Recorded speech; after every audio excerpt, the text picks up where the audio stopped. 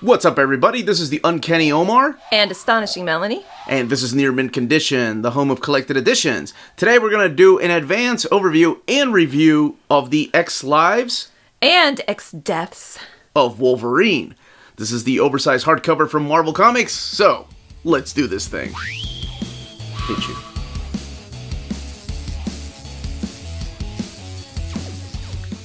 Thank you to David Gabriel and the fine folks at Marvel for sending us this review copy. This book is due out in the direct market and book market on July 19th.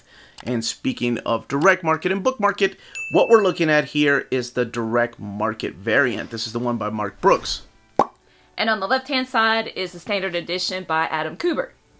Yeah, so the one on the right is the one that's exclusive to comic book stores and places like cheapgraphicnovels.com, waltzcomicshop.com, Diamond Breed Collectors, Organic Price Books, In-Stock Trades, and DCBS. And of course, like I said, local comic shops. This is the next big event for the Dawn, Reign of X, Trial of X era of X-Men. This will lead into the next era of X-Men. And this follows after Inferno. So if you're wondering where I'm putting this on my bookshelf, this is the place where I'm going to slide it into.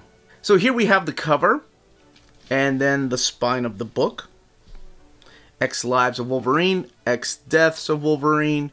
I like how it's the initials of everybody that worked on the book. Yeah, down here, which is what they've been doing for a while now.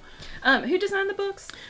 These are designed by Tom Mueller, and I'm a big fan of the designs of this era of X-Men. I think they stand out on bookshelves.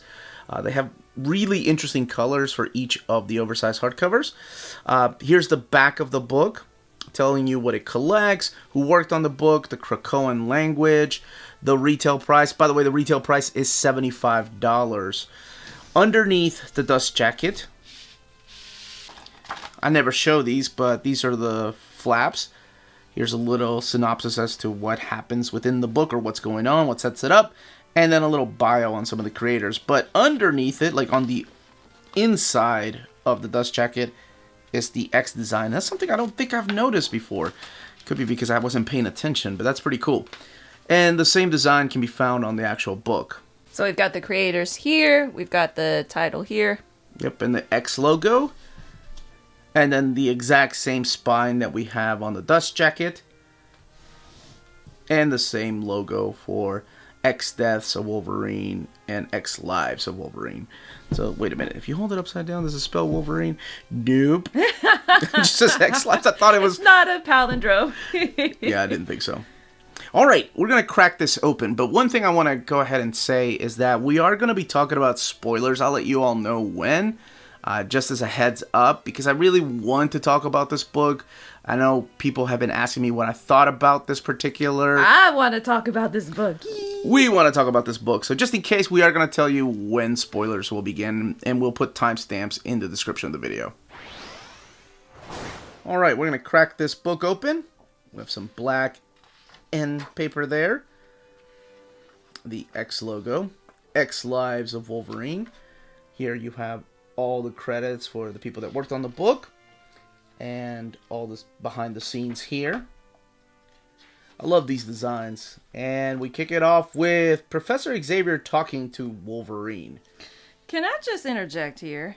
I don't like Professor X's character design. I don't think he was very personable as a character to begin with. And then to just cover his face, he's just like this object. And I'm like, Wolverine always sees him as a father figure. But throughout this, it's like, you can't even see his eyes, and you need to make that connection. That's my 2 cents. Okay, well, you can take that up with Jonathan Hickman. He's a big fan of giant helmets on people. Okay. So we could get off with X Lives Chapter 1. So what does this contain, Astonishing Melanie? X Lives of Wolverine, numbers 1 through 5, and X Deaths of Wolverine, numbers 1 through 5, by Benjamin Percy. Yep, all this is written by Benjamin Percy, and he's working with 2 different artists on the book. He's working with Joshua Cassara and Federico Vicentini. Yep, those are the 2 main artists, and then who brings all the colors together? Frank Martin and Dijo Lima, I think, is the artist or the colorist on the X Deaths of Wolverine. But here we are with this very complicated story. All of this taking place after Inferno. As a matter of fact, I'm going to go ahead and say that you need to have read Inferno to jump into this, or there are things that are going to be spoiled for you through this particular series. And I think, yes, it is called The X Lives of Wolverine. But I guess I wasn't expecting Moira to show up in this and play probably the second lead, if not a more important lead than Wolverine. I want to say I disagree. I don't think it's complicated. Okay. That it is a pretty simple, straightforward story. Mm-hmm. I can't wait to talk about spoilers because I disagree. But go ahead. Okay. With I definitely thought that, like, in the second issue, I'm like, oh, Moira should have her name in this, right? It's not as marketable, or as catchy, but it's definitely half and half. I think you said it. I don't think this would have sold as well if this was called X Lives and X Deaths of Moira McTaggart. So, but it is Deaths and Lives of Wolverine as well. Yeah, and it all makes sense. Like I said, we're not going to talk about the story, even giving you a small idea of the story, what it's about, I think would spoil a couple of things. So what I'm mainly focusing on right now is the artwork, so you can check out what kind of art to expect in here. I'm going to flip through the middle and kind of give you an idea of the tone of the colors and, of course, the kind of action you're going to be seeing through here. Yeah, I like the choreography. This is one of the more violent books. It reminds me of something like... It does have a mature rating. Yeah, well, not mature, but parental advisory. Oh, okay. So your parent has to look over your shoulders while you're reading the book. Yeah. I never understood what that meant. Like I'm going to take my mom and dad to the theater to go see a parental... Anyway. What? Where the hell? Hard about it. Where the hell was I? Okay. So action. There's a lot of action. And then, Summer blockbuster. Yeah, and there's a lot of violence in here. There's things in here that are questionable for some of these characters, which we'll get to in the spoiler part. But mainly what I wanted to do right now is just showcase a little of the art, and then we're going to look at the extras all the way in the back. But this is the two different artists that are working on the book. You have this style, which reminds me of Rafael Sandoval and Humberto Ramos with a little more detail. And then you have this particular artist. This one, this gentleman right here, I believe this is the artwork by Joshua Cassara. This reminds me a lot more of Adam Kubert or David Finch type of art. Mark Silvestri thrown in there. I love this. This just collage of different iconic moments. Absolutely. The Weapon X project, the thing from the Origin story arc, the Silver Samurai fight. My favorite Mark Silvestri cover here from Uncanny. The big fight with the Hulk Mariko. I mean, this is all big moments for Wolvie. So all the way in the back, we have the extras, and this book has 304 pages. And I'm going to talk about the build before we go into the spoilers too, so just hang on a second. But this is where the variants are collected. Some of the variants are in between the issues, I think. No, actually they're not. They're all back here. And some of them are thumbnails, some of them are splash pages. I always wonder who gets to decide what's splash and what's a thumbnail. Because there are some gorgeous covers that I'm surprised they only did as a thumbnail. That one makes sense because it's on the direct market cover. What's up with that? I think that's the questionable cover. I don't know. The questionable cover? Maybe they counted it out. I love Russell. I want a collage of Russell Dodderman's different, Jean Grey. He did one for Rogue and Storm, and then this piece right here. Those are just the different Wolverines. I hate that outfit. That era that's the era that made me quit reading comics. So, but I love some of these. You know, when I was a kid, Wolverine only had 3 looks: brown and gold, love that one, blue and yellow. Wait, where's the third? Just without his outfit, his hair. Oh, okay. And it seems like within the last 20 years he's developed. Well, okay, Patch. I forgot about Patch, but I count that as under his, cowl. Alter ego. And here's some other variants. That's my favorite. Are you serious? Yep. Okay. I just like the dynamic of the characters. There's a lot in here that the stuff never happens in the book, so rest assured, these aren't going to spoil anything. Wolverine does not become this awesome silver samurai anime looking character. I really like these. These are the trading card variants. That is cool that they were doing that. I think all of them are done by Mark Bagley, if I'm not mistaken. Yeah, Mark Bagley. Alright, now let's talk about the build of this book. Okay, what we're looking at here is glued binding. And I'll be honest, that's not a very common practice for books like this. This one is printed at the Sheridan printer in Versailles, Kentucky. So, with the glue binding, is that why, let's say that splash page of Wolverine and iconic moments, like Let's look at it. Okay, so because it's glue binding, is that why there's such a what is this called? This is gutter loss. Gutter loss. Okay. So yeah, like you have to push it down. Yes, see it. that's the main reason. Now, you see that also in sewn binding, but it really depends in the bind of the book. Usually with glued binding, you're going to have a lot of gutter loss. And I'll be honest, that's not as bad as I've seen some in the past. I'm just surprised that the printer decided to go with glued binding for this particular book. But it's not terrible. Like, the way that... Yeah, like, that's fine. I guess it helped that you read it before I did. Mm-hmm. But I didn't squish pages out because I was afraid of messing with the book. Well, it does help, like, crack the okay. actual glue. But yeah, you can tell, like, where the bunches are going into the ribbon. But like I said, I'm surprised that they did that with this particular book. I realized that it's only 304 pages, so that might have been. The question that I'm going to get, though, is how's the paper quality? It is this thick, glossy paper. That's the paper stock that they are using for this particular collection. I think this is thicker than what the Donnelly printer has been using. So this is very similar to the X of Swords book that was printed at the Sheridan. Represent Kentucky. All right, we're going to go into spoilers now. So in case you haven't read this, I mean, even muting it, we're going to be showing pictures you don't want to see. So after reading it, come back. Or if you don't care about spoilers, stick around. All right, all you brave souls, ready? Let's do it! Bub, you missed your chance to say let's go. Oh my goodness. You should have said let's go, Bub. Who says let's do it?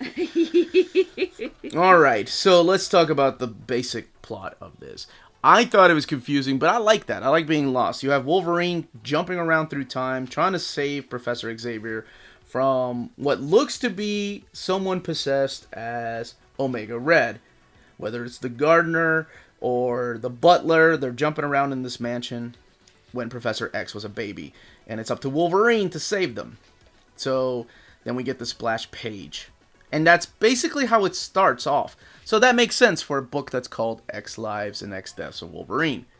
The next plot point, though, which is, I think, more important than this one, and the whole reason why it's happening, is the plot with Moira. All of this takes place after Inferno. She is now depowered, and she's on the run because Mystique told her she was going to find her. And where she lost her arm, she now has the Phalanx arm on her.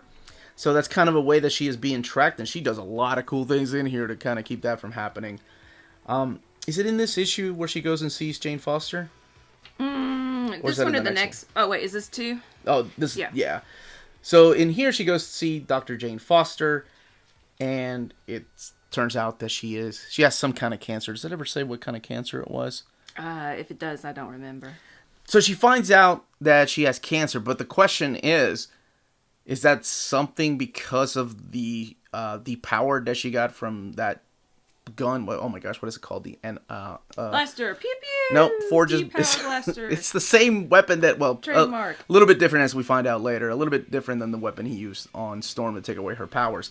That's how she's been depowered. So is it a side effect of that, or is it something that Professor X has been doing behind the scenes, feeding her something that's causing her cancer? But it was nice to see her reach out to Jane Foster, and Jane Foster is like, yeah, run, I'll take care of Mystique. And Mystique is literally chasing her down, trying to kill her. So this is the kind of violence you're going to see in here. And this is the appearance of, well, we'll get there. We'll get to the appearance of this particular character that complicates things. So, in case you don't know, Mystique and Destiny's helping as well. They're after Moira because, she is a traitor, and once they're like, you can't, you're too dangerous, you can't be left alive. And she's the one that said no precogs, right? Like she didn't want the precogs brought back on Krakoa for a very specific reason. This is where I think you have one of the biggest defining moments for Moira, where she's trying to get away. And we'll go back to Wolverine here in a second. Right, because a lot of this is about Moira setting it up for the next era. Yeah, okay, so, man, Moira's badass and going a little crazier near the end, but when she cuts off her arm because she realized that they're tracking her, they implanted a tracker when they gave her the phalanx arm. And she's like, I'm just going to take an iron, and good thing she found a motel with an iron, by the way. You know, she could have easily bought that. Like, that's not that far-fetched. Some of them do. But I love this. I thought this was such a badass moment. She just fills the bathtub with iodine, drinks a bottle of whiskey, as you do before you cut your arm off, and then cuts her own arm off. I mean, that takes a lot of muscle power. Like, You've never cut into a phalanx the arm. bone with your other hand. Anyway, it's really cool. This is another badass moment. So Mystique tracks the arm down thinking Moira is there, and she is killed in this blast. Yeah. How Like, stuff happens in this book. Wow, like Moira just went full hardcore first blood, like setting up booby traps. Which makes sense. She's being hunted, and she feels like she's got this righteous mission because she's been alive 10 times over. She is bound and determined to make sure that mutants win. Yeah, well, by any means necessary. Her idea of mutants winning, though, is mutants not existing. Well, So that doesn't happen till later. Oh my gosh. Sorry. sorry. So yes, we have this new character show up. I say new, but this is Omega Wolverine. Has nothing to do with Omega Red, even though Omega Red is the big player in this too. Yeah, why is he Omega and not just Phalanx Wolverine? Because I think of Omega Sentinels and things like that. The Oh. end, right? We're talking about the beginning and the end of something. So it makes sense. So the other key player is this guy right here, Omega Red. He's being sent back in time by Mikkel, who feels betrayed by his own people. This is, of course, Colossus's brother, to go and exterminate Professor X in different points of his life. So this feels like Quantum Leap with a lot more twists and turns, and Not as much humor. yeah, Wolverine never looks in the mirror and goes, oh boy. He's just going... Now, what's interesting is, you have Omega Red possessing people, but Wolverine is being sent back in time. It's Professor X and Jean Grey sending him back in time, but he's only inhabiting his own body because he's been alive for so long. Okay, so see, pretty simple, straightforward so far. It is, but my question is, why didn't Mikhail just send Omega Red, 400 years into the past before Wolverine was born and kill off all of Xavier's? I know, but then we wouldn't have a story. You don't think about that hard. Yeah, but it's a fun story. They didn't even explain it. Okay, whatever. So, to hunt down this Omega Wolverine, because our Wolverine is taken out of commission because he's going back in time, Professor Xavier gets the rest of the Wolverines. So you have Laura, you have my girl.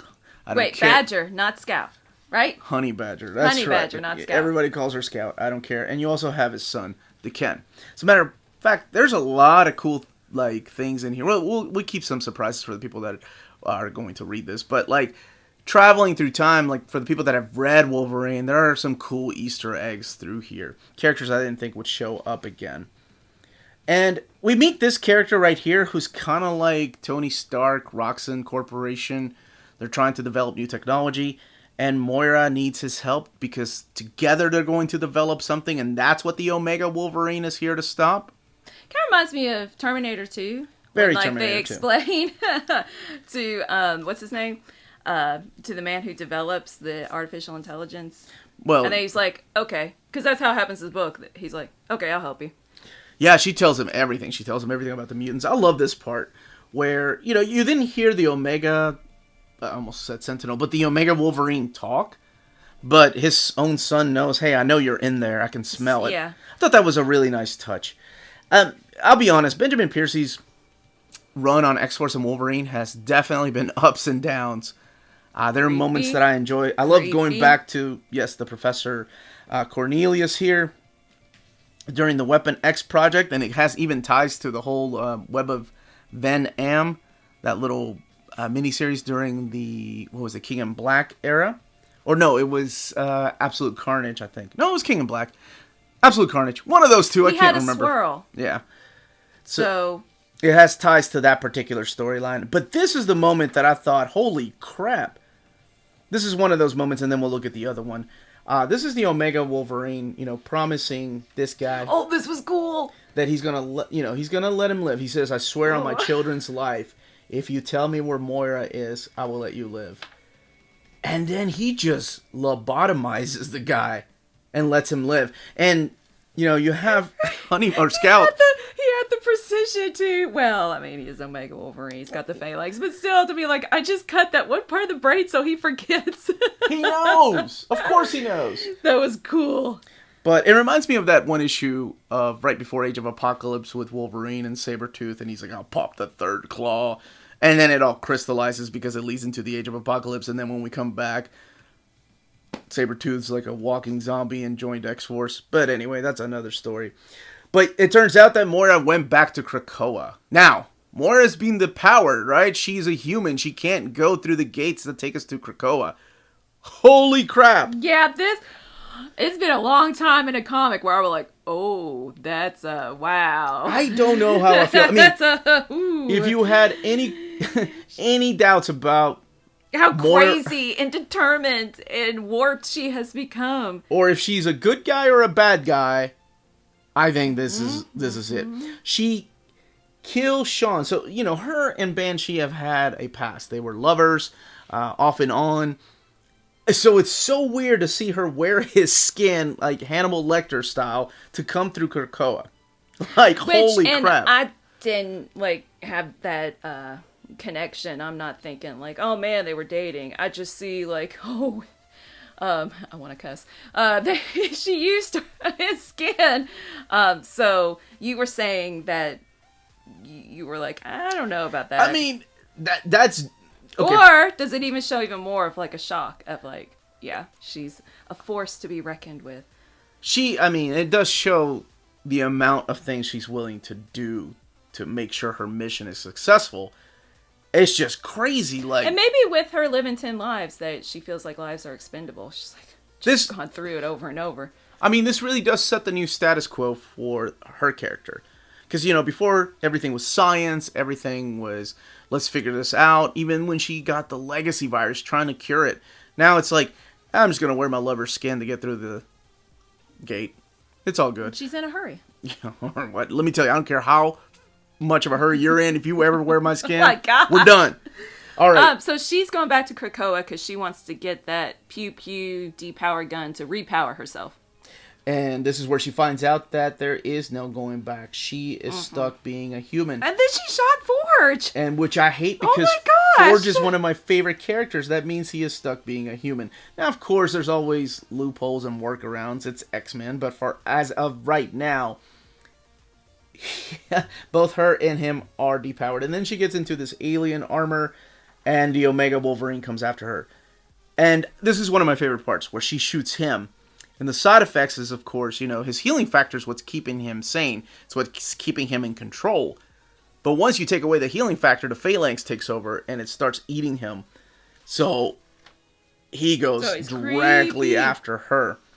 I love the confusing part, of course, is at the very beginning. That's why I said I disagree. I thought it was a little confusing. I'm like, why is Wolverine hopping through different times? Who's in charge of this mission? What exactly is this mission? Why is this robot Wolverine with neon yellow colors coming from the future? Oh, but you can't. That's boring to start off saying, okay, this is what's going to happen. No, I think that it's written in a very Hickman style. Now, this is post-Hickman. He's not even head of X. Oh, Hickman confuses me. But I think he does it in a good way where it all comes together, and then how do I put this? I always say that he's not really pretentious when it comes to writing, but you do feel smart for figuring things out. So by the time you get to the ending of his stories, you're like, I am one of the smartest humans in the world. That's how I felt about figuring out the Water Temple in Legend of Zelda Ocarina of Time without any help. Yay. Well, look at you. So Wolverine successfully finishes his mission in the past. No matter how many times he had to save baby Xavier, grandfather Xavier, grandmother Xavier, and wait, they're not related. That's creepy. And then comes to the future to kick the crap out of his future self. And there Of is course, it's a one-on-one showdown. there is one big iconic moment in here. I don't even want to spoil that for people. Where you see this guy's origin, you can find out for yourself. But one moment that if you've read House and Powers of X, I think it's a good payoff. Yeah. But I'll let you see how it ends. I'm not gonna spoil that part. I was just giving my thoughts on it. But he says he needs to drink all the whiskey. He needs to drink all the whiskey. On Krakoa, I assume. And that's where it ends. So, I don't know. I liked, it may have been a little cheesy, but I like at the beginning and the end how Wolverine is, in the middle too. He's reflecting and thinking about like all his memories being all jacked up. The cliche of Wolverine. But I liked it. I thought it was fun. Just like a fun ride that I felt like Moira had some character development, and Wolverine, like maybe a dash, just going through the fact that he's lived for so long. Of course, nothing's changed because of his reflection. Just say, like, he's just like, I'm tired. And I don't know. Is that cliche? Does he say he's tired all the time? Yeah. What I found interesting, and like I said, Benjamin Percy is kind of a roller coaster of ups and downs. Not just his Wolverine or X-Force run, but his Green Arrow run. But one thing that I did appreciate through here is this whole idea about immortality. That nobody tells you how much it hurts, right? Being immortal does not mean that you don't suffer pain. And we normally see that... he's not immortal per se. Okay. Yeah, I just wanted to say that. Give me a second, I'm getting there. We've gotten that idea from Wolverine story after story, right? And in reading something like this, you expect that idea to be thrown in your face. But instead, the narrative is kind of switched, and it becomes like learning that through Moira. Because she is immortal, right? She has new lives. And the ending here, it changes what was laid out in House and Powers of X. I will say that, and you can find that part out for yourself. I still don't know how I feel about that, because to me, if you set rules, damn it, you have to stick by them. But then again, it's X-Men. They've always set the rules, and they've always broken them, or somebody else comes along to get them back on track, and somebody else breaks them. Right? Destiny said she only had 10, maybe 11 lives left. Yeah. So we'll see. Yeah, I like that part. Overall, I thought it was fun. I like being confused at first. I don't know how I feel about the ending. The ending kind of felt like we're leading into this big summer blockbuster. There's a huge fight. And I guess it ended the way I expected it to end, and that's what I didn't want. I kind of wanted more, which is what the beginning gave me, and almost a little bit of the middle. I was kind of suckered. It was shocking to see those moments of Moira, but maybe I wanted a little bit more of that, like the things that she was wanting to do. Shooting Forge is one thing, especially when nobody's sitting around going, oh, poor Forge. They're all like, yay, we won. Wolverine's like, let's go get some whiskey. All the whiskey, bub. Meanwhile, in the background, Forge is like, poor Forge. I did forget by the end. I lost my powers. I'm no longer the maker. As a matter of fact, like, my leg is not working anymore because it's like robotic. Can somebody help, please? So, yeah, it's things like that. Maybe I was expecting a little bit more for a 10-issue maxi series. Overall, I think, 7. It was a 7 out of 10 for me, and I know you don't rate things. Yep, I don't rate with numbers, but I really suggest reading it. I mean, if you're reading this era of X-Men, you already read it, or you're going to read it. So, I mean, it doesn't matter. Have fun doing it. Doesn't matter what we think, but I would love to know your thoughts in the comments below. But that, as they say, is that. Question. Inflection. If you're interested in purchasing this book, please check out our sponsor. CheapGraphicNovels.com, your online home for graphic novels and collected editions up to 50% off cover price. They have excellent shipping and prompt and helpful service. Check out their bargain deals for up to 90% off cover price. And don't forget that CGN also takes pre-orders. That way you don't miss out on the hottest releases. And they are currently running a special promotion for you Minties. If you're a first-time customer, after receiving your order confirmation email, reply back to that email and let them know Near Mint Condition sent you their way. They will then apply a free shipping promotional credit to your next order in the US. Cheap Graphic Novels, your source for the hottest books with the kind of deep discount, quality shipping, and customer service that will keep you coming back for more. That was the content, build, and page count of this hardcover. Let us know in the comments down below if you are picking this up, if this is how you are collecting this era of X-Men, if you've read it, what you thought about the story and where you think it's going to go. What's going to happen to Wolvie? What's going to happen to Moira? What's going to happen to Longshot? Anybody remember Longshot? Oh, wait, he's not really a mutant. Anyway, that was our overview. If you have any questions, leave your questions down below. And as always, stay minty!